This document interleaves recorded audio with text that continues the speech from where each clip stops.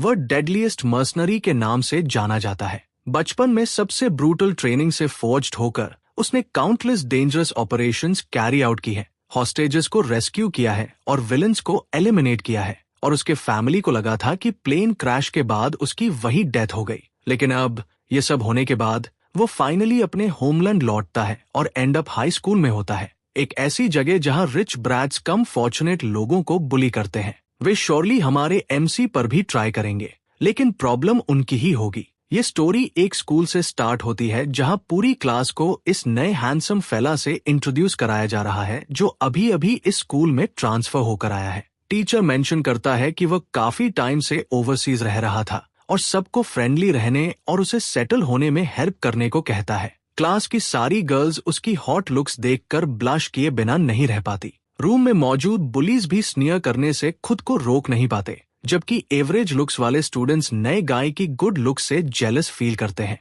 Teacher उसे room के back में एक एम्प्टी सीट की तरफ डायरेक्ट करता है और वह अपने न्यू स्पॉट पर सेटल होने के लिए आगे बढ़ता है। जैसे ही नया गाय अपनी सीट की तरफ वॉक करता है, हम एक रेड-हेड गाय जय हायोंग को नोटिस करते हैं और साफ दिखता है कि वो एब्सोल्युटली अनॉयड है। सच कहें तो वह सिर्फ जेलस है कि यह नया गाय अपनी लुक से स्पॉटलाइट स्टील कर रहा है। जय होंग के पीछे बैठे बिग गाय एक सटल सिग्नल देता है। जय होंग तुरंत समझ जाता है कि उसका फ्रेंड क्या कहना चाहता है और एक्शन लेने का डिसाइड करता है। वो अपना फुट एक्सटेंड करता है नए गाय को ट्रिप कराने के इरादे से, लेकिन उसका प्लान स्मूथ नहीं होता क्योंकि नया गाय अचानक हॉल्ट कर जाता है, जिससे जय होंग फ्रस्ट्रेशन में टीथ ग्रिट करता रह जाता है। उसने फुट एक्सटेंशन परफेक्टली टाइम की थी, फिर भी कुछ भी वर्क नहीं किया। मीनवाइल ये नया गाय, जिसका नाम बाय द वे जेवायन है, जय हायोंग को उसके पैथेटिक अटेम्प्ट के लिए एक डेथ ग्लेयर देता है, लेकिन एक वर्ड भी नहीं बोलता। सीन फिर जेवायन के पास्ट में फ्लैशबैक करता है,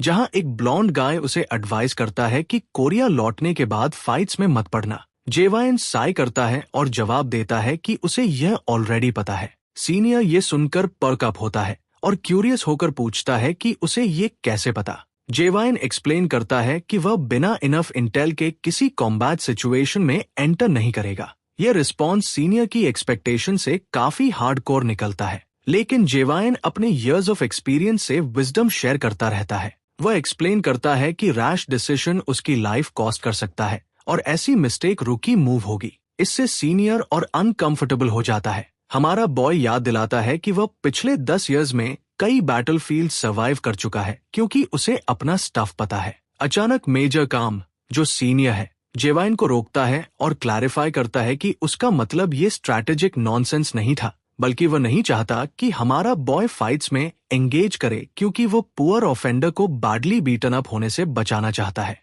प्रेजेंट मोमेंट में मेजर की एडवाइस हमारे बॉय के माइंड में लिंगर करती है, इसलिए वह बुली को कुछ नहीं कहता और फाइटिंग अवॉइड करता है। टीचर नोटिस करता है कि जेवायन आइडल खड़ा है और पूछता है कि सब ठीक है या नहीं। जेवायन बस एक प्लेजेंट स्माइल फ्लैश करता है, कहता है कि वह गुड है और जय हायोंग को इग्नोर करते हुए आगे बढ़ जाता है। जय हंग फिर से स्निकर करता है, सोचता है कि जेवायन बस एक विम्प है जो पिक्ड ऑन होने से डरता है। जिसने पहले उसे ट्रिप करने की कोशिश की थी वह भी सैटिस्फाइड स्माइल करता है। जब जेवायन अपनी सीट पर पहुंचता है, टीचर एक स्टूडेंट से कहता है कि फर्स्ट क्लास के लिए उसे हेल्प करे। इसके साथ टीचर जेवायन को गुड टाइम स्टडिंग विश करके चला जाता है। जेवायन के बगल में बैठा स्टूडेंट खुद को योंग चन पार्क इंट्रोड्यूस करता है और हमारा बॉय जवाब में खुद को एजेंट वायु बताता है। योंग चन नर्वस होकर अपने शोल्डर के ऊपर ग्लांस करता है और विस्पर करता है कि उसने जय होंग की हरकत देखी थी। वो एक्सप्लेन करता है कि जय होंग ली ट्रबल मेकर है,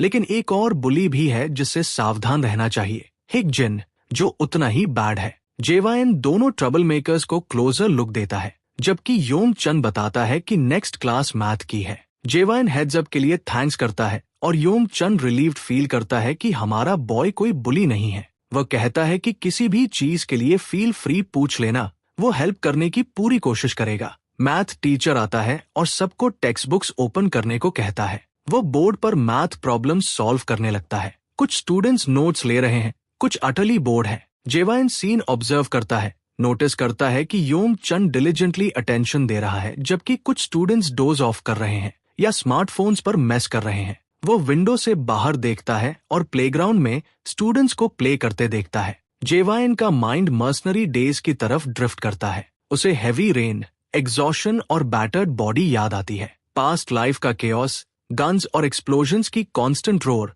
उसके माइंड पर परमानेंट मार्क छोड़ चुका है। फिर भी प्रेजेंट मोमेंट में जैसे ही वह आइज क्लोज करता है, कोई अनप्लेजेंट नॉइज नहीं है। सब अनएक्सपेक्टेडली पीसफुल और सरीन लगता है। डॉन अप्रोच करते ही स्टूडेंट्स घर की तरफ हेड करने लगते हैं। उन्हीं में डायन है, जो नियर बाय खड़े अपने ब्रदर को स्पॉट करती है। वो मोमेंटरली स्टार्टल्ड होती है और पूछती है कि क्या वो उसका वेट कर रहा था। वो रिप्लाई करता है कि हाँ, वो उसे वॉक होम करना चाहता था, लेकिन ऐड करता है कि अगर उसके अदर प्लान्स हों तो वो अलोन जा सकती है। डायन क्विकली अराउंड ग्लांस करती है और इंसिस्ट करती है कि उसके कोई अदर प्लान्स नहीं है, लेकिन साफ दिखता है कि वो हमारे बॉय के साथ वॉक करने को लेकर एंग्शियस है। जेवाइन कहता है कि अगर उसे कुछ प्रेसिंग नहीं है तो वे साथ में घर चलेंगे। आखिरकार लड़की अग्री कर जाती है। लेटर स्ट्रीट पर सिबलिंग्स साइड बाय साइड चलते हैं। दोनों क्लियरली ऑकवर्ड फील कर रहे होते हैं। जेवाइन आइज ब्रेक करने की ट्राई करता है और पूछता है कि क्या वो भी ऑकवर्ड फील कर रही है।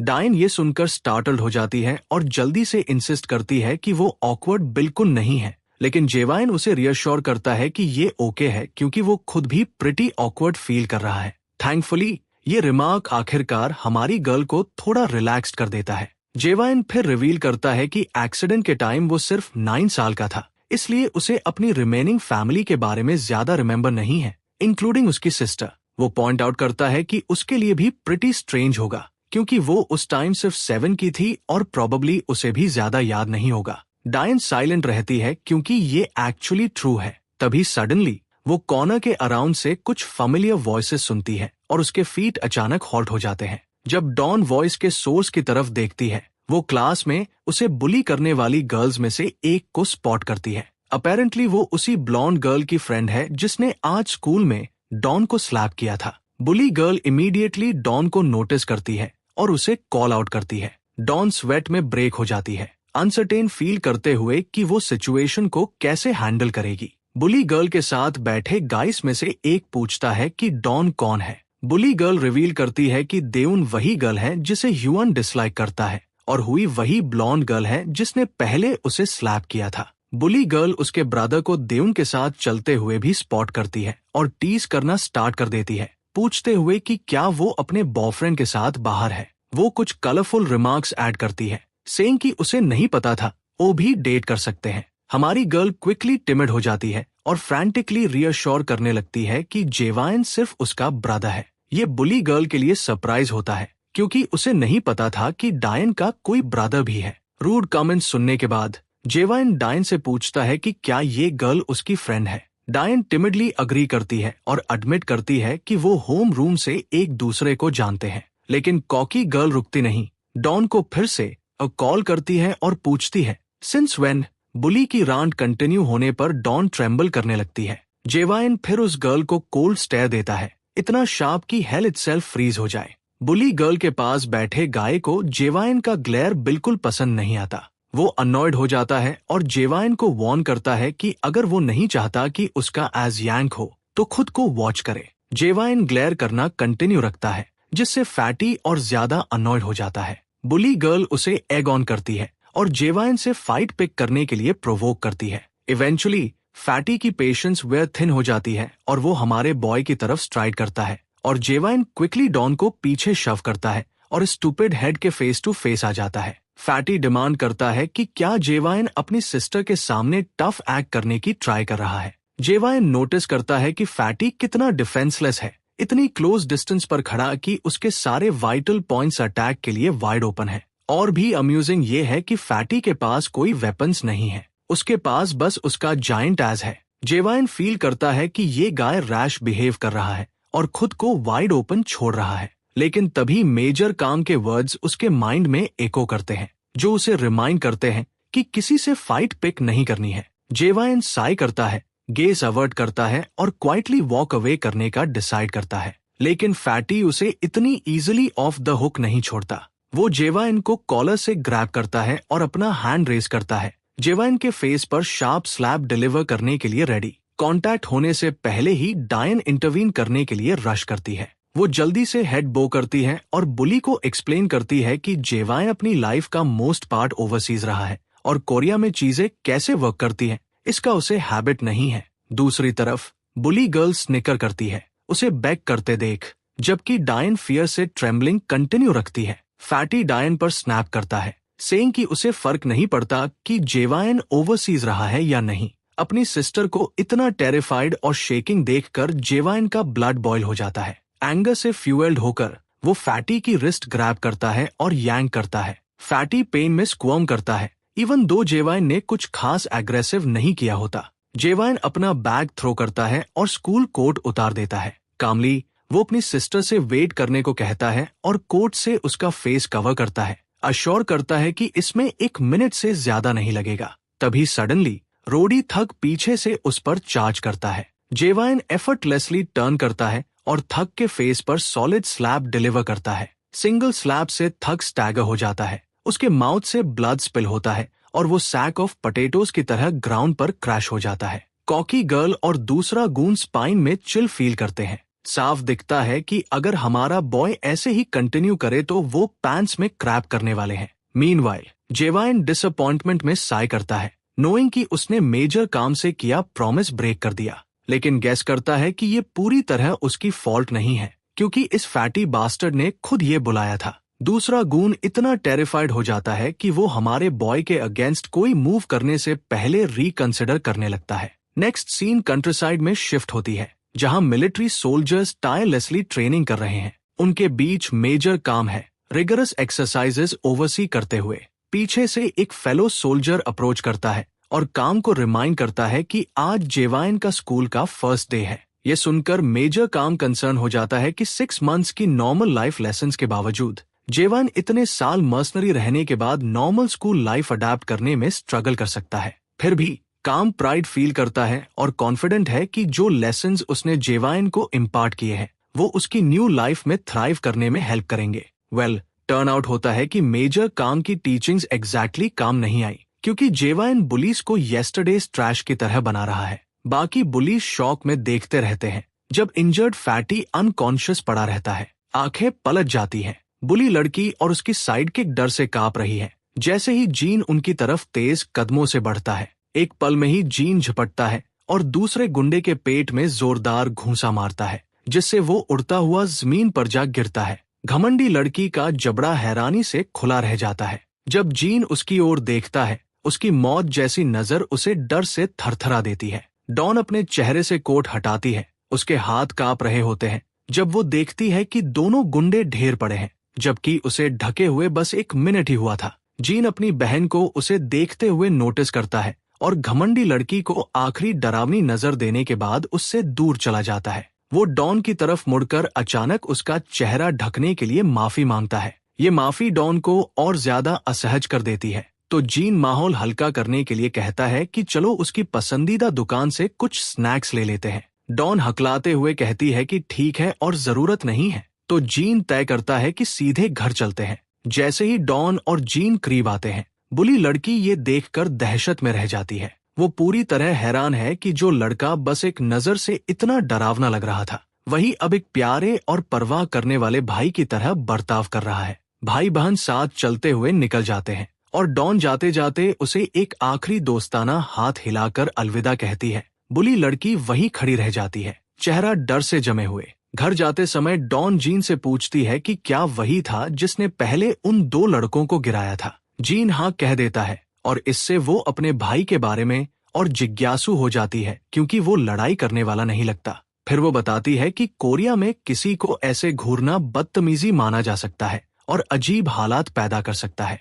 जीन सहमत होता है और जोड़ता है कि किसी की नजर से नजर मिलाना खतरनाक भी हो सकता है। ये इस पर निर्भर करता है कि सामने कौन है, जैसा उसके यहाँ भी होता है। उलझन में डॉन पूछती है कि उसने पहले उन गुंडों को क्यों घूरा। जीन बस इतना कहता है कि उसने देखा वो डरी हुई थी और वो अपनी बहन की रक्षा करना चाहता था। ये अनपेक्षित जवाब सुनकर डॉन चौंक जाती है और शर्माते हुए सिर झुका लेती है। चलते चलते दोनों के बीच एक अजीब सी खामोशी छा जाती है। लगता है डॉन को अपनी देखभाल करने वाले भाई का आदी होना पड़ेगा। जब वे अपार्टमेंट पहुंचते हैं तो दादाजी बहुत घबराए हुए दिखते हैं। वो घबराकर जीन से कहते हैं कि बस आराम करो और कुछ फल खा लो, लेकिन हमारा लड़का जिद करता है कि वो बर्तन खुद धोएगा। दादाजी समझ नहीं पाते क्या करें, तो आखिरकार जीन को करने देते हैं। जीन शांति से बर्तन धोता है तो दादाजी पूछते हैं कि खाना कैसा था, ये मानते हुए कि वो कोई मास्टर शेफ नहीं है। जीन हल्के अंदाज में कहता है कि चिंता मत कीजिए,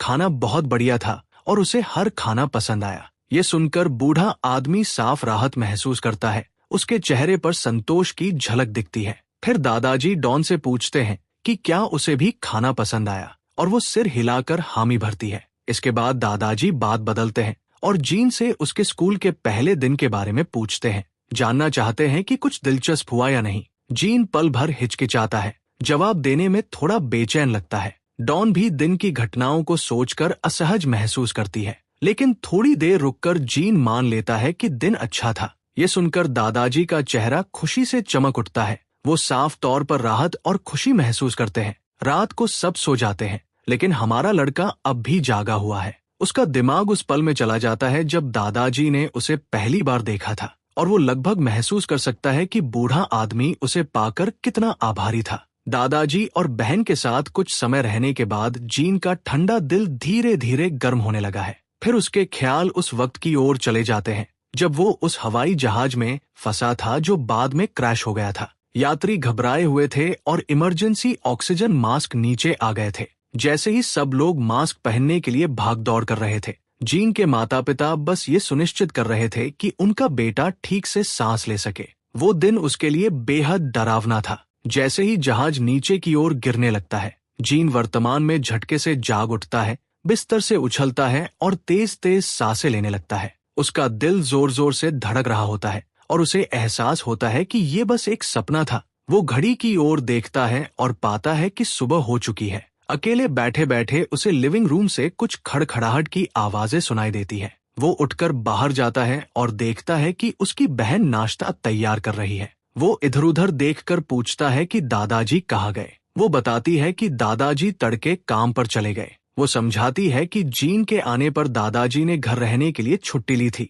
लेकिन अब उनकी पेड छुट्टियां खत्म हो गई हैं, इसलिए वो फिर से काम पर चले गए हैं। वो अपनी यूनिफॉर्म पहनती है और तैयार होकर दिन के लिए निकलने का फैसला करती है। वो जीन से कहती है कि नाश्ता मेज पर रखा है और उसे याद दिलाती है कि ठीक से खा लेना। इतना कहकर वो बाहर निकल जाती है और जीन मेज पर रखे खाने को देखता रह जाता है। स्कूल में वापस वही बुली लड़की और सुनहरे बालों वाली लड़की हु जिन दिखती है। पता चलता है कि हु जिन को मालूम हो गया है कि कल का ट्रांसफर स्टूडेंट डॉन का भाई है। बुली लड़की घबराते हुए इसकी पुष्टि करती है। उसका दिमाग जीन के साथ हुई पिछली मुठभेड़ में चला जाता है और वो याद करके टूट जाती है कि कैसे उसने एक ही घूंसे में उसके 2 दोस्तों को गिरा दिया था। हु जिन पूछने की कोशिश करती है कि बुली लड़की इतनी डरी हुई क्यों है, लेकिन वो डर से जमी रहती है, बोल नहीं पाती। मुझे उसे बार बार बुली लड़की कहना अब उबाऊ लग रहा है, तो चलो उसे एक सही नाम दे देते हैं और अब से उसे चिकन शेक कहते हैं। हु जिन चिकन शेक से लगातार पूछती रहती है कि क्या हुआ था।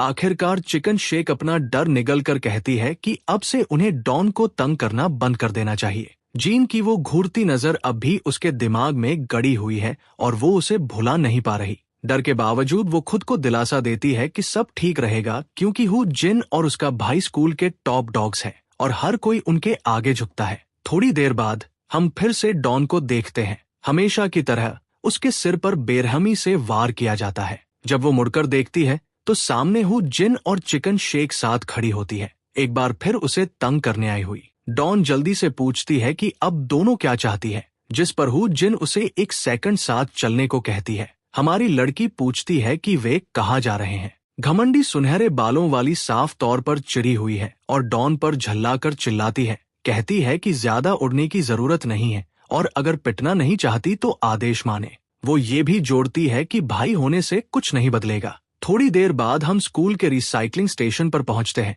जहां डॉन को वही घमंडी लड़की बुरी तरह पीट रही होती है। कुछ जोरदार लातों के बाद वो डॉन से कहती है कि सिर नीचे रखे। डॉन हाफते हुए पूछती है कि आखिर उसे मारा ही क्यों जा रहा है। तभी हु जिन उसे उसके भाई की याद दिलाती है। वो कहती है कि उसका भाई हीरो बनने की जरूरत नहीं है और चेतावनी देती है कि वो अपने भाई को समझाए कि ज्यादा घमंडी न बने। वो साफ कर देती है कि अब वे डॉन के भाई की जिम्मेदारी नहीं लेंगी क्योंकि उसके लिए बहुत बुरा समय आने वाला है। डॉन अब भी समझ नहीं पाती, पूछती है कि क्या इसका मतलब है कि अब वे उसके भाई को निशाना बना रही है। हुजिन तुरंत पुष्टि करती है और याद दिलाती है कि जिन 2 गुंडों को उसके भाई ने गिराया था वे उसके भाई के दोस्त थे। डॉन और उसके भाई ने उनसे पंगा लिया है तो अब आसानी से नहीं छूटेंगे। ये ऐसा है जैसे शेर को छेड़ना और उम्मीद करना कि वो नोचेगा नहीं। ये सुनते ही डॉन का चेहरा बिल्कुल सफेद पड़ जाता है। वो दोनों गुंडियों पर चिल्लाती है और पूछती है कि वे उसके भाई के साथ क्या करने वाली है, लेकिन जवाब में उसे सिर्फ जोरदार थप्पड़ मिलता है क्योंकि उसने हद पार की। थप्पड़ से उसके गाल पर निशान पड़ जाता है, लेकिन शारीरिक दर्द उस तकलीफ के सामने कुछ नहीं जो उसे ये जानकर होती है कि उसका भाई बड़ी मुसीबत में है। डॉन जबड़ा भींचती है, खुद को संभालती है और रिसाइकलिंग स्टेशन से भाग निकलती है, दोनों गुंडियों को पीछे छोड़ते हुए। सीन वापस थर्ड क्लास 2 में कट होता है। माहौल पूरी तरह तनाव से भरा हुआ है। क्लास के 2 आम बुली भी आज असामान्य रूप से शांत है। हर कोई नर्वस है क्योंकि स्कूल का सबसे बड़ा गुंडा अपने झुंड के साथ क्लास में घुसने वाला है और लगता है जीन के साथ ड्रामा अब जोर पकड़ने वाला है। लेकिन जीन बिल्कुल शांत बैठा रहता है। कल जिन 2 बुलियों को गिराया गया था वे भी अपने बॉस के साथ चलते हुए आते हैं। उनके पीछे सबसे बड़ा बुली, असली टॉप डॉग, भारी साय की तरह दिखता है। ठीक उसी वक्त डॉन तूफान की तरह कमरे में घुसती है। वो जोर जोर से सांस ले रही होती है,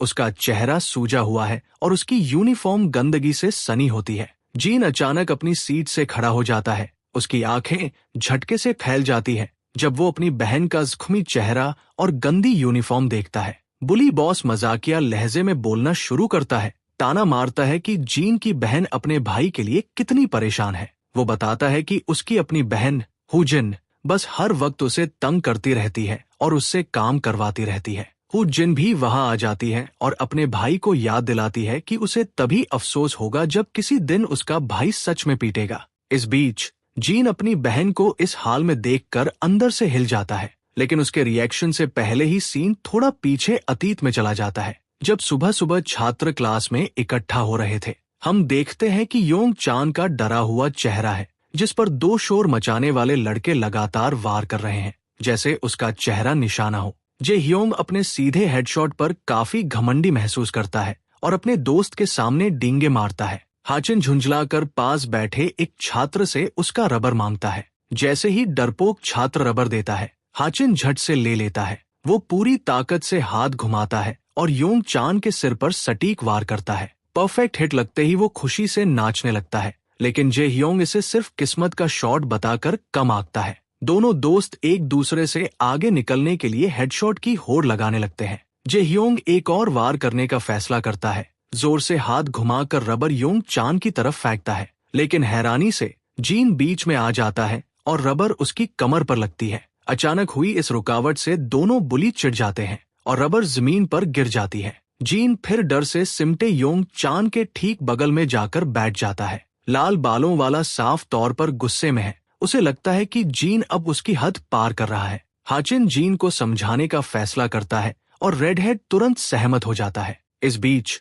हमारा लड़का बस अपना बैट डेस्क पर रखता है और योंग चान से पूछता है कि वो ठीक है या नहीं। बेचारा धीमे से कहता है कि वो ठीक है, लेकिन उसके पीले पड़े चेहरे से साफ है कि वो बिल्कुल ठीक नहीं है। योंग चान उन बुलियों से आंखें चुराने के लिए जीन की ओर झुक जाता है और उससे पूछता है कि क्या वे स्कूल के बाद साथ घूम सकते हैं। जीन बताता है कि उसे अपनी बहन के साथ घर जाना होता है, इसलिए वो नहीं आ सकता। ये सुनकर डरपोक लड़का थोड़ा खुश हो जाता है और पूछता है कि क्या उसकी बहन भी उसके साथ ट्रांसफर होकर आई है। जीन सिर हिलाकर कहता है कि नहीं, वो तो उसके आने से पहले ही यहाँ पढ़ रही थी। जब योंग चन उसका नाम पूछता है, जेवाइन उसे बताता है कि उसका नाम डायन है। ये सुनकर योंग चन स्टार्टल्ड हो जाता है और जेवाइन उसकी सडन रिएक्शन नोटिस करता है तो वो अपने फ्रेंड से पूछता है कि क्या वो उसे जानता है। शुरुआत में योंग चन कुछ कहने में रिलक्टेंट होता है, लेकिन एडमिट करता है कि डायन का हाल फिलहाल स्कूल में टाइम अच्छा नहीं चल रहा।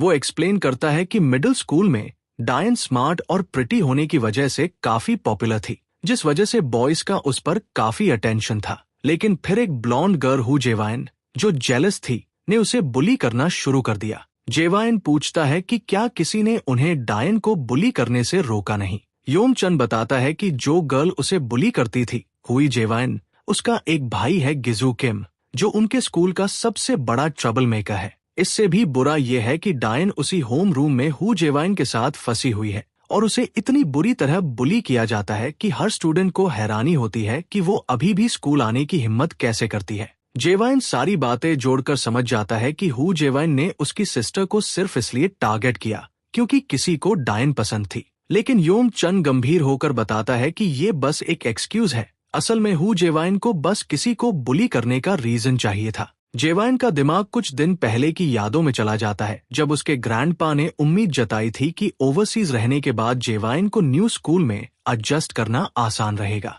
ग्रैंडपा फिर अपनी ग्रैंड डॉटर से पूछते हैं कि क्या वो भी स्कूल में ठीक है। उस वक्त छोटी डायन स्माइल करते हुए अपने ग्रैंडपा को अश्योर करती है कि वो बिल्कुल फाइन है और डेली स्कूल में जो ग्रीवेंसेस फेस करती है उसका कोई हिंट तक नहीं देती। ग्रैंडपा उसकी तारीफ करता है और कहता है कि डायन हमेशा ब्रिलियंट स्टूडेंट रही है और टीचर्स भी उसकी बहुत तारीफ करते हैं। प्रेजेंट मोमेंट में जेवाइन रियलाइज करता है कि उसकी सिस्टर बस ब्रेव फेस पहनकर अपनी स्ट्रगल्स छुपा रही थी ताकि ग्रैंडपा वरी न करें। तभी एक रोडी बुली डोर को किक करके खोल देता है और स्कूल बुलीज की पूरी गैंग क्लासरूम में सॉन्टर करती हुई घुस आती है। हाइचन जल्दी से पूछता है कि ये लोग उनकी क्लास में क्या कर रहे हैं। गिजू किम, जो पूरे स्कूल का टॉप डॉग है, कैजुअली कहता है कि वो कुछ बिजनेस हैंडल करने आया है। हु जेवाइन गिजू को देखकर सरप्राइज्ड हो जाती है और समझ नहीं पाती कि क्या करे, क्योंकि हक्चिन एक स्मॉल फ्राई है। वो बाकी बुलीज को तो हैंडल कर सकता है,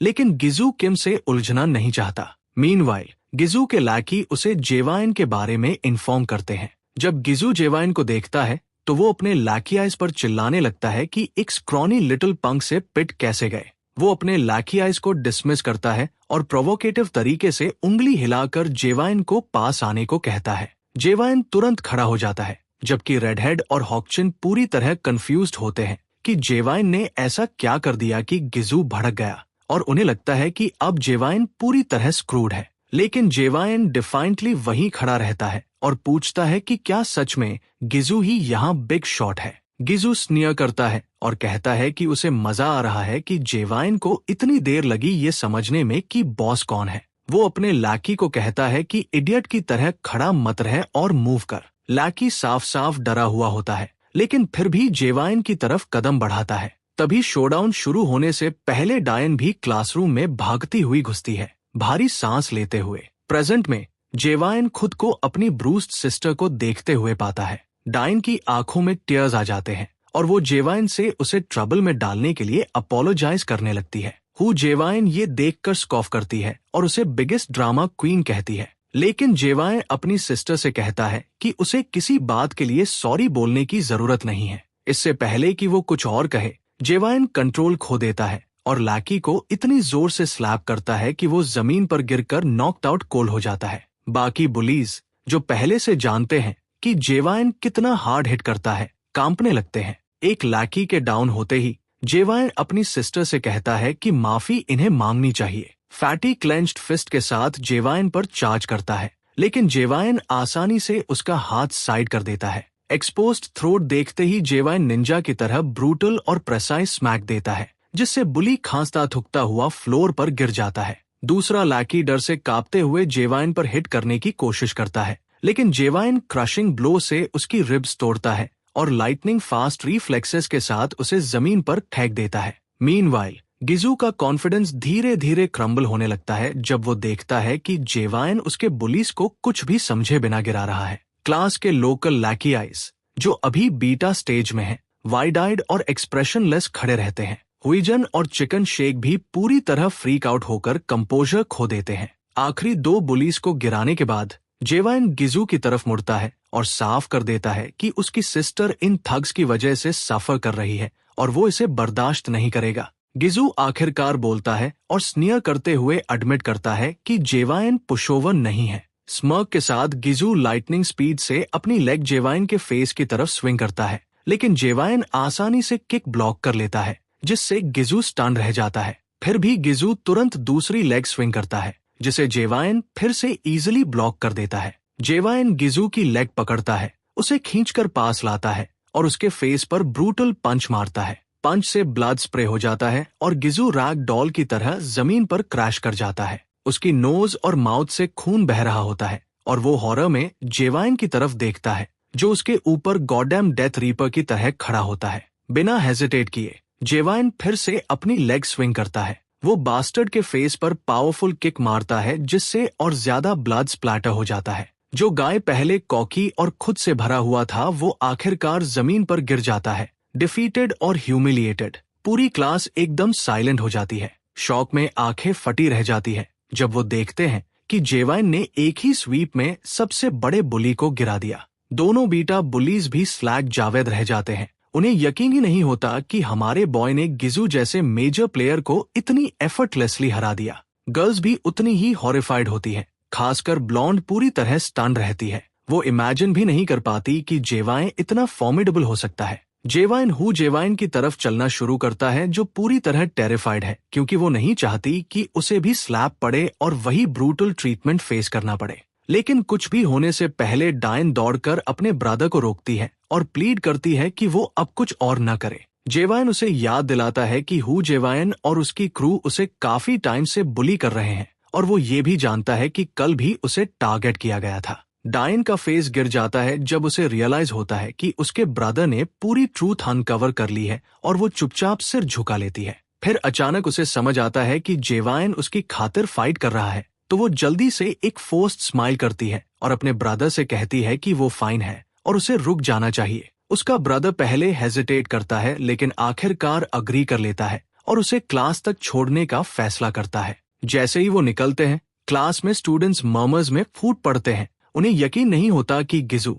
जो टॉप डॉग था, एक ही लड़के ने गिरा दिया। इवन बीटा बुलीज भी एडमिट करते हैं कि जेवाइन हार्डकोर है और उन्हें राहत महसूस होती है कि उन्होंने पहले उससे उलझने की कोशिश नहीं की। चार्टर चलते रहते हैं और ब्लॉन्ड गर्ल फियर और ह्यूमिलिएशन के मिक्स में कांपती रहती है, अपनी डिफीट प्रोसेस ही नहीं कर पा रही। मीनवाइल जब जेवाइन और डायन साथ चलते हैं, वो शॉक में कहती है कि उसका ब्रदर फाइटिंग में इतना अच्छा कैसे है। फिर दोबारा अपोलोजाइज करने लगती है। कंफ्यूज्ड होकर जेवाइन पूछता है कि वो किस लिए अपोलोजाइज कर रही है। डायन बताती है कि उसकी वजह से ही वो इस मेस में फंसा और उसे लगता है कि कल और आज जो फाइट्स हुई उसकी जिम्मेदार वही है। जेवाइन उसे रियश्योरिंग स्माइल देता है और कहता है कि उसे किसी चीज के लिए अपोलोजाइज करने की जरूरत नहीं है क्योंकि फैमिली का मतलब ही यही होता है कि एक दूसरे को प्रोटेक्ट करना। फिर वो एक्सप्लेन करता है कि जहां वो पहले रहता था वहां हर कोई सिर्फ अपने लिए देखता था। किसी और के साथ क्या होता है उससे किसी को फर्क नहीं पड़ता था जब तक वो खुद सफर ना करे।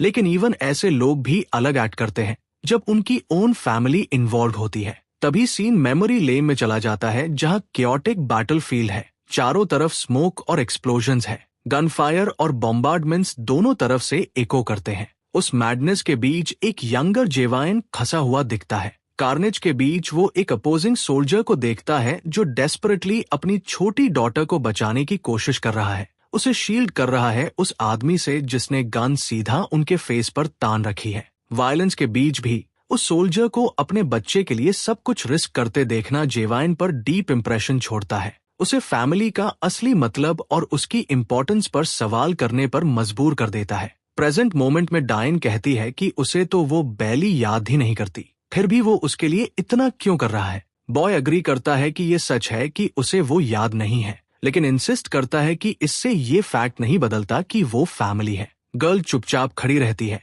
लेकिन जैसे ही उसके वर्ड्स उसके माइंड में सिंक होते हैं उसे थोड़ी एम्बैरेसमेंट महसूस होती है। वो जल्दी से कहती है कि वो फाइन है और उसे अपनी क्लास वापस जाना चाहिए। वो पॉइंट करती है कि वो ऑलरेडी उसकी होम रूम पर पहुंच चुके हैं। फिर वो फाइनल गुड बाय वेव करती है और गायब हो जाती है, बॉय के फेस पर हल्की सी स्माइल छोड़कर। बैक इन हिज रूम जेवाइन अब भी हॉट टॉपिक बना हुआ है और उसे मिल रही अटेंशन से वो थोड़ा ऑकवर्ड फील करता है। बीटा बुलीज उसे थम्स अप दिखाते हैं और चेयरफुली पूछते हैं कि ओवरसीज उसे किस तरह की लेसन्स मिली, क्योंकि उसने उन नूब्स को ऐसे गिरा दिया जैसे वो येस्टरडेज लेफ्टओवर्स हो। वो लगातार प्रेस करते रहते हैं, लेकिन बॉय अपनी सीट में सिंक हो जाता है, थोड़ा ओवरवेल्म सा लगते हुए। इवन उसका फ्रेंड योम चन भी कहता है कि वो सच में प्रिटी ऑसम था, जिससे जेवाइन के फेस पर हल्की स्माइल आ जाती है। मीनवाइल डिफीटेड गूंस की तरफ सीन शिफ्ट होता है, जो अपनी एम्बैरेसिंग लॉस के बाद काफी एंग्शियस है। उनका बॉस खास तौर पर अब भी फ्यूमिंग है और बड़बड़ाता है कि हमारे बॉय में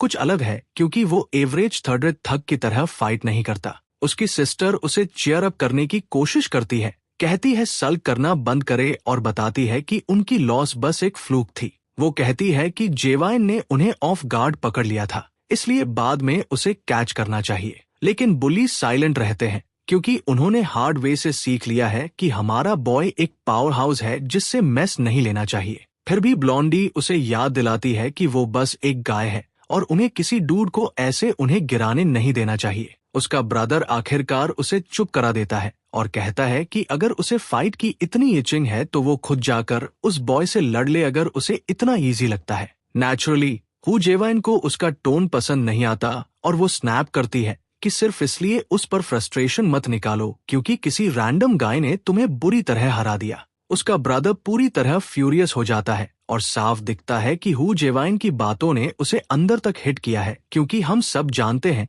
कि वो अनकंफर्टेबल ट्रूथ बोल रही है। हु जेवाइन उसे एक आखिरी ग्लेयर देती है, उसकी आंखों में फ्रस्ट्रेशन के टीयर्स भर आते हैं, फिर क्वाइटली मुड़कर डोर स्लैम करती है और निकल जाती है। कॉरिडोर में चलते हुए चिकन शेक पीछे से उसे कैच अप कर लेती है। मीनवाइल ब्लॉन्डी पूरी तरह फ्यूमिंग होती है। ये उसके लिए इनक्रेडिबली फ्रस्ट्रेटिंग है कि इतने सारे बुलीज मिलकर भी सिर्फ एक गाय को हैंडल नहीं कर पाए। वो गुस्से में क्लासरूम का डोर स्लैम करके खोलती है और अंदर स्टॉर्म करती हुई जाती है। जब वो डॉन को क्लासरूम में बैठा देखती है तो हमारी गर्ल से कहती है कि अब उसे ब्रदर मिलने की वजह से वो खुद को काफी लकी समझ रही होगी। वो उसे याद दिलाती है कि अब वो बिना किसी केयर के स्कूल आ जा सकती है और अगर ट्रबल में फंसे तो सीधे अपने बिग ब्रदर के पास भाग सकती है। डायन जवाब में एक वर्ड भी नहीं कहती, जिससे हुईजन और ज्यादा अनॉयड हो जाती है। उसे लगता है कि डॉन सिर्फ इसलिए उसे कोल्ड शोल्डर दे रही है क्योंकि अब उसके साथ उसका ब्रदर है। वो फ्रस्ट्रेशन में दांत पीसती है और साफ कर देती है कि वो डॉन को सिर्फ ब्रदर होने की वजह से जो मन करे वो करने नहीं देगी।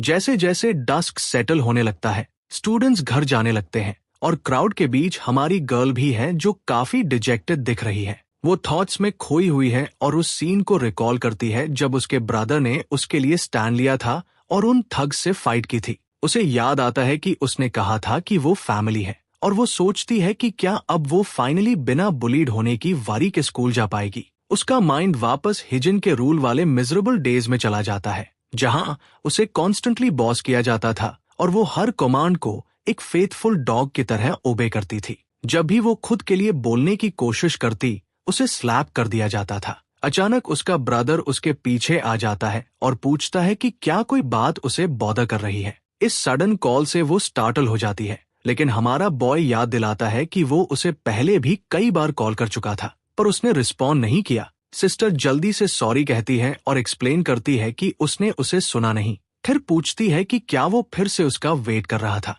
बॉय नॉड करता है और कहता है कि हाँ, क्योंकि उसे अभी भी घर का रास्ता ठीक से नहीं पता। फिर दोनों साथ चलना शुरू करते हैं और बात करते हैं कि रास्ते में ग्रोसरीज ले लेनी चाहिए क्योंकि ग्रैंडपा जब लेट घर आते हैं तो सुपर हंग्री हो जाते हैं। जब वो साइड बाय साइड चल रहे होते हैं तो वही रोडी उनके पीछे खड़ी होती है। वो पूरी तरह मैड दिख रही है और हमारी गर्ल के फेस पर स्माइल देखना बिल्कुल हैंडल नहीं कर पा रही। ये अपना टाइम बाइट कर रही है, परफेक्ट मोमेंट का वेट करते हुए ताकि डीन को स्माइल करना भूलने पर मजबूर कर सके। नेक्स्ट सीन में हम देखते हैं कि हमारा डुओ स्टोर में शॉपिंग कर रहा है। गर्ल को डिसाइड करने में टफ टाइम हो रहा है कि क्या लेना है, जबकि स्टोर के लोग हमारे डुओ को देख रहे हैं। स्टोर की गर्ल्स हमारी बॉय से नजरें हटा नहीं पा रही है और देव नोटिस करती है कि वो लेडीज का कितना अटेंशन ड्रॉ कर रहा है। उसे पता था कि वो स्कूल में पॉपुलर है, लेकिन लगता है कि वो बाहर भी स्टैंड आउट करता है। क्यूरियोसिटी में डॉन आखिरकार अपने ब्रदर से पूछती है कि क्या ओवरसीज रहते हुए उसकी कभी गर्लफ्रेंड रही है। सडन क्वेश्चन उसे सरप्राइज कर देता है और वो ऐसा लुक देता है जैसे उसने गर्लफ्रेंड टर्म कभी सुना ही नहीं। उसकी कंफ्यूजन देखकर देवन क्लैरिफाई करती है कि उसका मतलब एक गर्ल से है जिसे वो डेट कर रहा हो। वो सिंपली रिप्लाई करता है कि उसकी कोई नहीं रही, जिससे उसकी सिस्टर सजेस्ट करती है कि उसे गर्लफ्रेंड रखने के बारे में सोचना चाहिए, खासकर जब वो जहां भी जाता है गर्ल्स को मैग्नेट की तरह अट्रैक्ट करता है। बॉय थोड़ी देर साइलेंट रहता है और फिर कहता है कि वो हमेशा इतना बिजी रहा है कि गर्लफ्रेंड के लिए टाइम ही नहीं मिला। देवन समझ जाती है खासकर क्योंकि वो नए कंट्री में एडजस्ट करने में बिजी रहा है। तभी बॉय सवाल वापस उस पर डाल देता है और पूछता है कि क्या उसकी कभी बॉयफ्रेंड रहा है। ये क्वेश्चन उसे ऑफ गार्ड कर देता है और वो जल्दी से जवाब देती है कि उसका भी कोई नहीं रहा। जब वो पूछता है व्हाई नॉट, तो वो बस कहती है कि वो भी बिजी रही है। जब वो फाइनली घर पहुंचते हैं तो देखते हैं कि ग्रैंडपा ने हमारे बॉय को सैमसंग गैलेक्सी फोन गिफ्ट किया है। वो थोड़ा डिसअपॉइंटेड होता है क्योंकि वो आईफोन चाहता था। ग्रैंडपा तुरंत अपने ग्रैंडसन को एजुकेट करते हैं कि आईफोन्स की बैटरी लाइफ लाउजी होती है, इसलिए सैमसंग यूज करना बेहतर है, खासकर जब आजकल सारे किड्स के पास आईफोन्स है। ये एक फनी जैब जैसा है, मानो सैमसंग होना उसे स्टैंड आउट करा देगा। डायन दूसरी तरफ काफी एक्साइटेड होती है क्योंकि वो खुद गैलेक्सी फोन चाहती थी और वो देख सकती है कि ये लेटेस्ट मॉडल है। बॉय फोन के साथ प्ले करना शुरू करता है, तभी ग्रैंडपा रिवील करते हैं कि उन्होंने उसमें डॉन और अपना नंबर पहले से सेव कर दिया है। डायन सरप्राइज हो जाती है कि ग्रैंडपा ने खुद नंबर सेव किए क्योंकि यूजुअली ये काम वही करती है। ग्रैंडपा क्लियर करते हैं कि सेल्स पर्सन ने थोड़ी हेल्प की थी। वो ग्रिन के साथ ऐड करते हैं कि उन्होंने सुना है कि यंगर क्राउड को न्यू चीजें खुद अनबॉक्स करना पसंद होता है, इसलिए उन्हें उम्मीद थी कि हमारा बॉय माइंड नहीं करेगा कि उन्होंने बॉक्स खोल दिया नंबर्स सेव करने के लिए।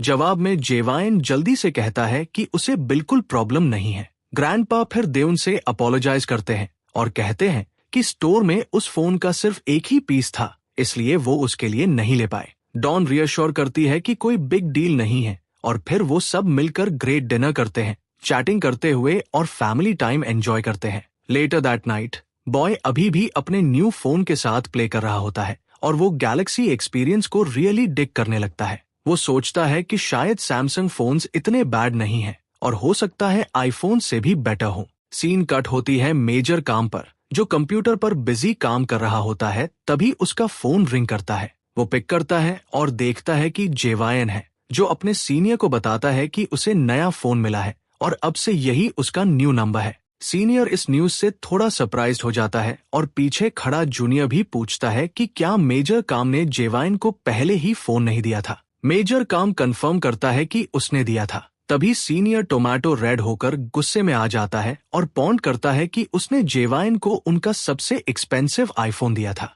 तो वो इस बात से काइंड ऑफ फ्यूरियस है कि जेवाइन ने ऑलरेडी अपना फोन चेंज कर लिया। अगली सुबह आती है और जेवाइन एक कोजी शावर से बाहर आता है और नोटिस करता है कि उसकी सिस्टर यूनिफॉर्म में जल्दी जल्दी बाहर जा रही है। जाने से पहले जेवाइन पूछता है कि वो इतनी अर्ली क्यों निकल रही है। वो उसे बताती है कि वो एक्चुअली लेट हो रही है और बिना टाइम वेस्ट किए बॉल्ट आउट हो जाती है। वो उसे ये भी याद दिलाती है कि डिनर पहले से सेट है, तो उसे बस डिशेस सिंक में डालनी है। जैसे ही वो स्ट्रीट में रश करती है, वो अपने फोन पर ग्लांस करती है और रिलीव्ड होती है कि वो टाइम पर पहुंच जाएगी। उसे डिले इसलिए हुआ था क्योंकि वो ग्रैंडपा के लिए डिलिशियस सूप बनाना चाहती थी और उसे खाने के बाद ग्रैंडपा की स्माइल देखकर उसे सब वर्थ इट लगता है। वो बस उसके लिए कुछ नाइस करके खुश थी। उसका ये हैप्पी मोमेंट अचानक कट शॉर्ट हो जाता है जब उसकी रिब्स पर एक सॉलिड किक लगती है और वो जमीन पर क्रैश हो जाती है। उसके ऊपर खड़ी होती हैं 3 गर्ल्स, सब हुडीज और मास्क्स में,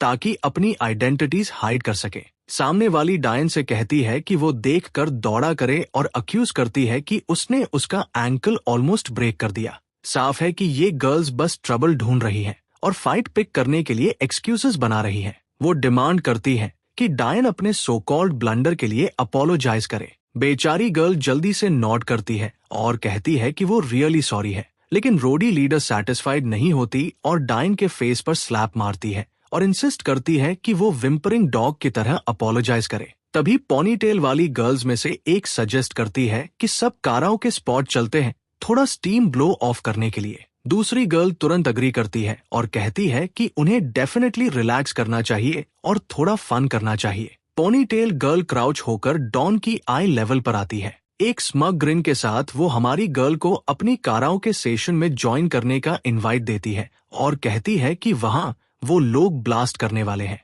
जैसे ही डायन वो वॉइस सुनती है, वो इंस्टेंटली रिकॉग्नाइज कर लेती है कि ये हाई जिन किम है और वो डेफिनेटली उसकी लाइफ मिजरेबल बनाने आई है। इससे पहले कि उसे कुछ समझ आए, वो सब एक डिंगी काराओके प्लेस पर पहुंच जाते हैं। मैनेजर इन शेडी लुकिंग गर्ल्स को देखकर अनईजी फील करता है। थोड़ी देर बाद मैनेजर फिर दिखता है, जो नर्वसली उस रूम की तरफ पेस कर रहा होता है जहां उन गर्ल्स की कराओके सेशन थी। वो खुद से मटर करता है कि आजकल किड्स कितने रोडी हो गए हैं और सोचता है कि उन लेडीज ने अंदर क्या मेस छोड़ा होगा, क्योंकि पूरी सेशन में उसे सिर्फ लाउड स्क्रीमिंग नॉइजेस सुनाई दिए थे। मैनेजर लीवर घुमाता है और डोर खोलता है तो डॉन को फ्लोर पर स्प्रॉल्ड पाया जाता है, क्लियरली बीटन अप। थैंकफुली वो कॉन्शियस होती है और स्लोली उठने लगती है। वो अपने सामान के साथ फंबल करती है, उसके हाथ शेक कर रहे होते हैं जब वो अपनी चीजें इकट्ठा करती है। मैनेजर इस अनएक्सपेक्टेड साइट को देखकर अटली कंफ्यूज्ड हो जाता है और एम्बुलेंस कॉल करने का डिसाइड करता है,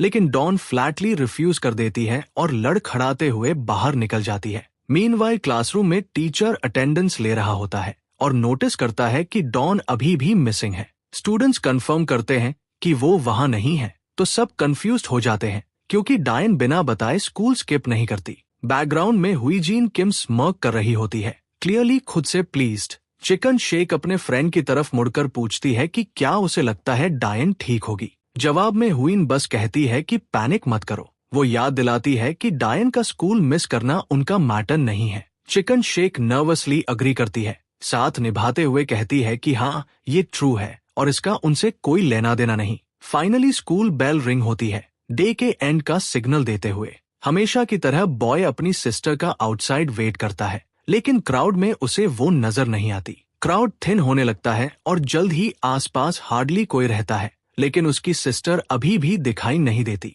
वो थोड़ा वेट करता है, फिर फोन निकालकर उसे कॉल करता है, ये सोचते हुए कि शायद वो पहले ही घर चली गई हो। मीनवाइल वो ऑलरेडी घर पर होती है और उसका फोन एंडलेसली रिंग करता रहता है क्योंकि उसका ब्रदर कॉल करता रहता है, लेकिन वो आंसर नहीं करती और रिंग होने देती है। इवेंचुअली बॉय घर वापस चला जाता है। उसकी नजर इमीडिएटली डोरस्टेप के पास रखे उसके स्नीकर्स पर पड़ती है। वो अपने शोल्डर से बैग उतारता है और उसके डोर तक जाता है, हल्का नॉक करता है और पूछता है कि क्या वो अंदर है। गर्ल तुरंत रिस्पॉन्ड करती है और ब्रदर को रिलीफ की वेव फील होती है ये जानकर कि वो सच में अंदर है। डायन जल्दी से पूछती है कि क्या जेवाइन आज भी स्कूल के बाहर वेट कर रहा था। जेवाइन नॉट करता है और मेंशन करता है कि उसने उसे कॉल करने की भी ट्राई की थी, लेकिन उसने आंसर नहीं किया। गर्ल दिल से अपोलोजाइज करती है और कहती है कि शायद वो सो गई थी। जेवाइन उसकी वॉइस के ऑड टोन को नोटिस करता है और पूछता है कि क्या वो एक सेकंड के लिए अंदर आ सकता है।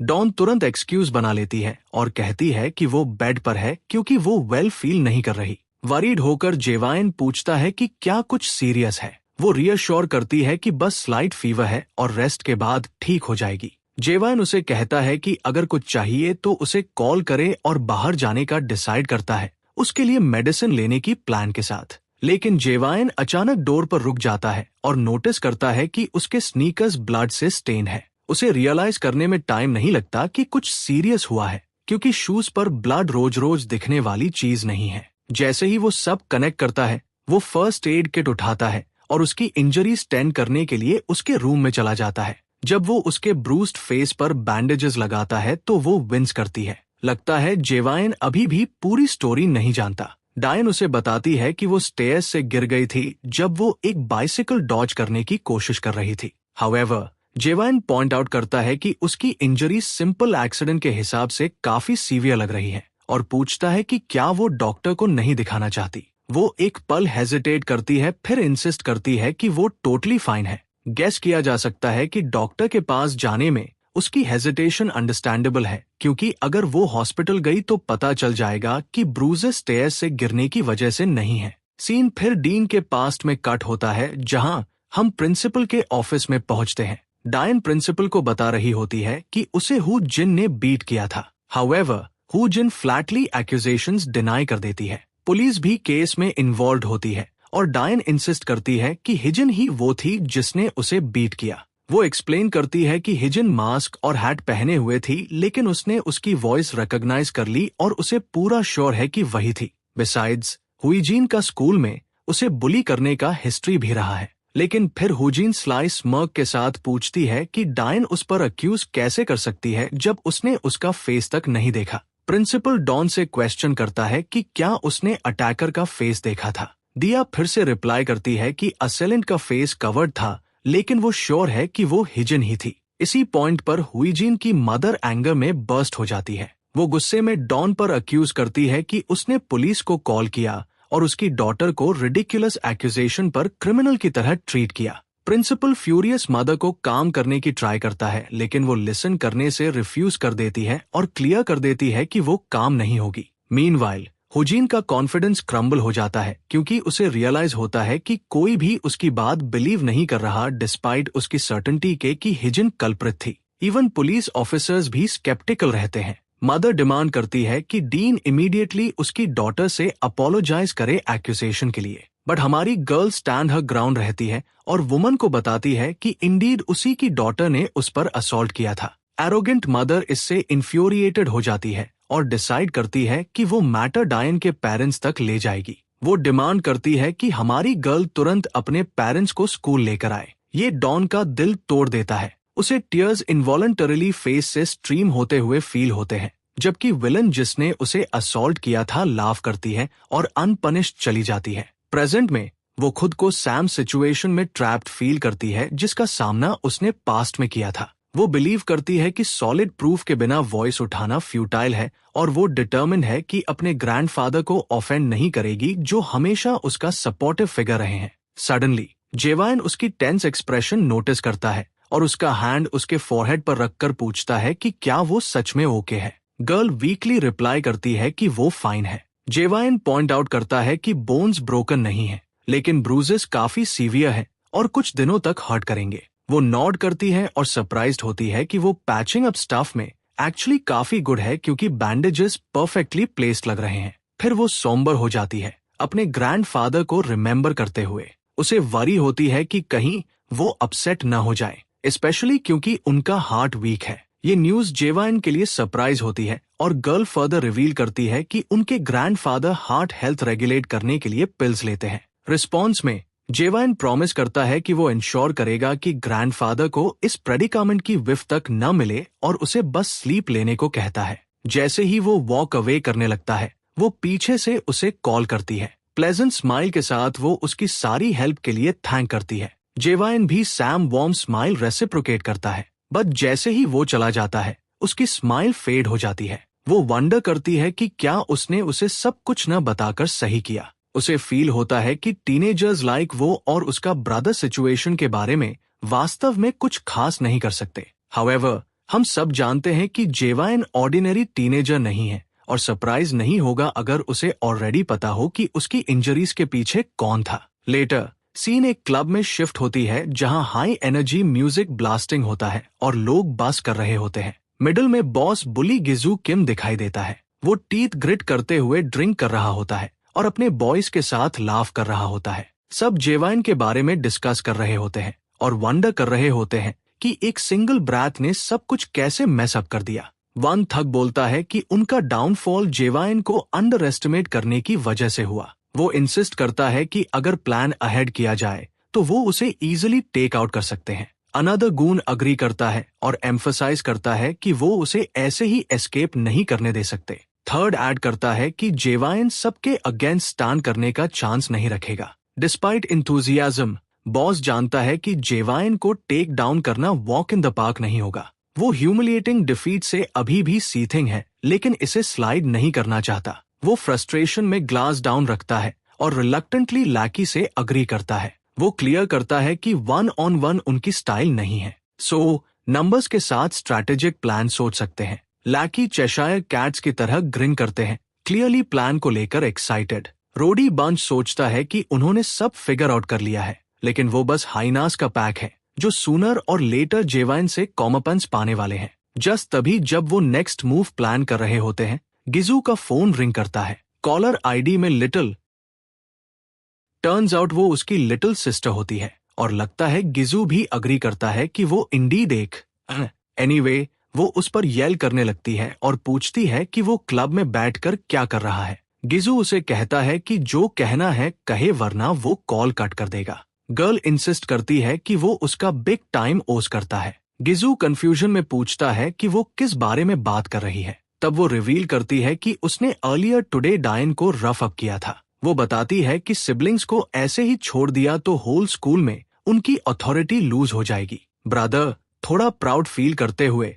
उसे बताता है कि उसने गुड जॉब किया। वो रिवील करता है कि वो लोग जेवाइन से पेबैक लेने का प्लान भी कर रहे हैं। जस्ट तभी कोई क्लब में एंटर करता है। बुलीज टर्न होकर देखते हैं और रियलाइज करते हैं कि वो जेवाइन है। वो बिजनेस सेटल करने आया लगता है। गिजू जेवाइन को कैजुअली अपने टर्फ में वॉक करते देखकर एब्सोल्युटली फ्यूरियस हो जाता है, लेकिन जेवाइन काम डिमीना के साथ उनकी टेबल की तरफ बढ़ता है। गिजू को समवॉट रिलीफ फील होता है कि अब रिवेंज के लिए जेवाइन को हंट नहीं करना पड़ेगा। हाउएवर, जेवाइन फ्रेंडली चैट के लिए नहीं आया होता और बिना टाइम वेस्ट किए वो एक लैकी को फेस से पकड़कर टेबल के एज पर जोर से स्लैम कर देता है। दूसरा लैकी उस पर चार्ज करता है, लेकिन जेवाइन का हैंड इतना फास्ट मूव करता है कि उसकी सिंगल पंच अटैकर की रिब्स शाटर कर देती है। बुली लीडर और उसके लैकीआइज अपने गूंज को गिरते देख टीथ ग्रिट करते हैं। बाकी क्रू जेवाइन पर चार्ज करता है, लेकिन मेरा गाय बिल्कुल कूल एज अ क्यूकम्बर रहता है।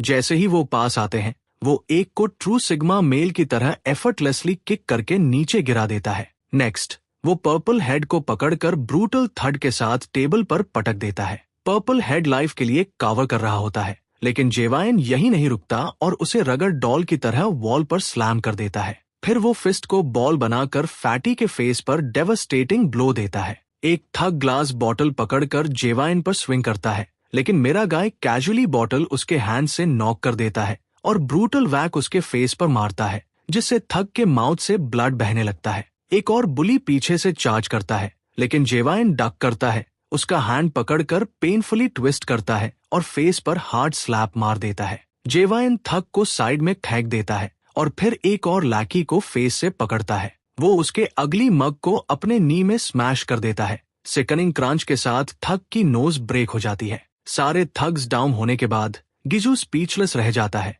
उसे समझ ही नहीं आता क्या हो रहा है। मीनवाइल, उसकी सिस्टर लाइन पर होती है और लाउड कमोशन सुनकर पूछती है कि क्या हो रहा है। जेवाइन चिल वॉइस में गिजू की तरफ देखता है, जिससे गिजू शिवर करने लगता है। वो पूछता है कि क्या उसे रिपीट करना पड़ेगा, क्योंकि जेवाइन को याद है कि वो पहले ही गिजू को उसकी सिस्टर से दूर रहने को कह चुका है। जीसू पूरी तरह बॉगल्ड हो जाता है ये देखकर कि टेबल्स कैसे टर्न हो गए। आयरनी ये है कि उन्होंने जेवाइन पर गैंग अप करने की कोशिश की और खुद ही गैंग बैंड हो गए। जेवाइन ने प्रो की तरह फाइट किया और कुछ सेकंड्स में सबका सफाया कर दिया। जेवाइन फिर गिजू से पूछता है कि उसकी सिस्टर ने उसका क्या बिगाड़ा था। गिजू डम्ब एक्ट करता है और सीक्रेटली टेबल से ग्लास उठाने की कोशिश करता है। वो लाइटनिंग स्पीड से ग्लास जेवाइन की तरफ फेंकता है, लेकिन जेवाइन कैजुअली स्टेप बैक करता है और ग्लास वॉल पर शैटर हो जाता है। गिजू बॉटल उठाकर स्विंग करता है। जेवाइन फिर से हिट अवॉइड कर लेता है।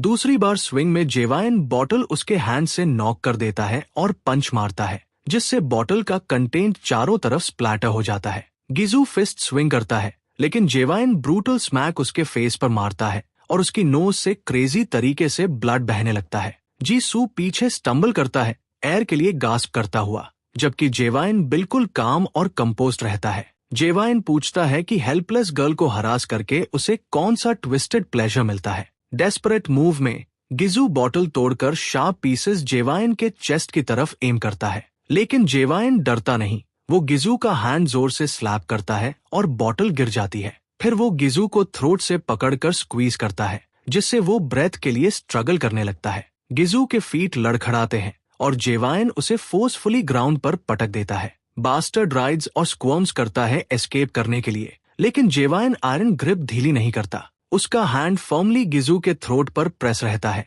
ये दिखाने के लिए कि अब कंट्रोल किसके हाथ में है। जेवाइन झुककर पूछता है कि उसे उसके साथ क्या करना चाहिए। जीसू ब्रूटल बीटिंग के बाद बैली कॉन्शियस होता है और रिप्लाई नहीं कर पाता।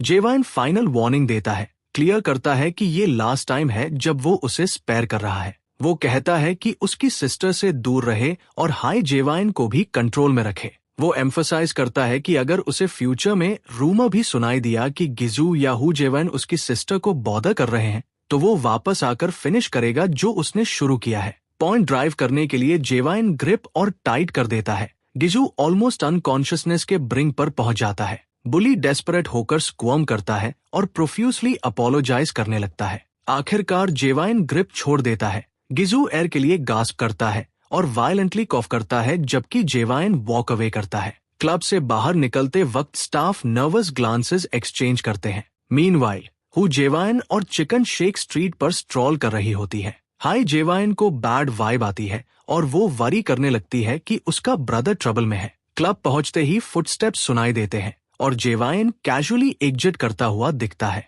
हुजीन कॉट ऑफ गार्ड हो जाती है और समझ नहीं पाती क्या करे। वो जेवाइन को शाउट करके रोकने की कोशिश करती है। सोचती है कि वो अभी भी कूल प्ले कर सकती है क्योंकि डायन के साथ जो किया उसका ब्लेम कोई पिन नहीं कर सकता, लेकिन जेवाइन स्लो तक नहीं करता। हुजीन नर्वस होकर पीछे हटती है, ट्रिप होकर बट पर गिर जाती है। शोल्डर रब करते वक्त जेवाइन का फोन रिंग करता है। वो देखता है कि ग्रैंडपा कॉल कर रहे हैं। शॉर्ट चैट के बाद वो बस टर्न करता है और क्वाइटली होम चला जाता है, उन्हें क्यूरियस छोड़ते हुए कि वो क्या सोच रहा है। हाई जून जब क्लब रूम में एंटर करती है तो सीन मैस होता है। उसका ब्रदर और सारे लैकियाइज बैटर्ड और ब्रूस्ड पड़े होते हैं। वो इमीडिएटली उस पर शाउट करती है और पूछती है कि जेवाइन से फिर कैसे पिट गया, बट उसका ब्रदर इतना एग्जॉस्टेड होता है कि आर्ग्यू नहीं करता और उसे कट ऑफ करके कहता है कि अब से दयो से दूर रहे। हुजीन सीरियसनेस को नहीं समझती और पुश बैक करती रहती है, पूछती है कि वो क्या बकवास कर रहा है। ब्रदर विजिबली फ्रस्ट्रेटेड होकर फाइनली लूज कर देता है। वो टीथ ग्रिट करके उस पर येल करता है कि हमारे बॉय की सिस्टर को वो छोड़ दे, लेकिन हुईजन बैक डाउन नहीं करती और लगातार शाउट करती रहती है। पूछती है कि वो उस बास्टर्ड से इतना अफ्रेड क्यों है। यही ब्रेकिंग पॉइंट होता है। उसका ब्रदर स्नैप कर जाता है, उसकी आईज एंगर से ब्लेज कर रही होती है। वो क्रिस्टल क्लियर कर देता है कि अगर वो दयो से दूर नहीं रही तो वो खुद उसे मैस अप कर देगा। याइक्स, ये सिबलिंग्स एक दूसरे से डील करने का सीरियसली ट्विस्टेड तरीका रखते हैं। ये वाइल्ड है कि वो कितनी कैजुअली एक दूसरे को स्क्रू करने की बात करते हैं। फुजिया अपने ब्रदर के आउटबर्स्ट से शेकन हो जाती है और उसकी आईज में टीयर्स आ जाते हैं। सीन वापस हमारे बॉय पर कट होता है, जो ग्रैंडफादर को फिर से स्पॉट करता है। वो पार्क की बेंच पर बैठते हैं। सबसे पहले ग्रैंडपा अपोलोजाइज करता है कि उसने हमारे बॉय को उसके फ्रेंड्स के साथ फन करते वक्त खींच लिया, लेकिन बॉय कहता है कि इट्स ऑल गुड। फिर ओल्ड मैन थोड़ा सैड हो जाता है और मेंशन करता है कि देउन इंजर्ड हो गई थी और इंजरीज ट्रीट करने वाला हमारा बॉय ही था। बॉय कंफर्म करता है और ओल्ड मैन एक्सप्लेन करता है कि उसकी इंजरीज काफी सीरियस है, लेकिन वो हॉस्पिटल जाने से रिफ्यूज कर रही है। वो शेयर करता है कि डायन को अकेले रेस करना कितना टफ रहा है। उसे कभी सही से नहीं पता था कि एक यंग गर्ल को कैसे रेस किया जाए और वो हमेशा टेबल पर फूड रखने के लिए हार्ड वर्क करता रहा और वो बस ग्रेटफुल है कि वो अपनी ताकत पर इतनी दूर तक आ पाई है।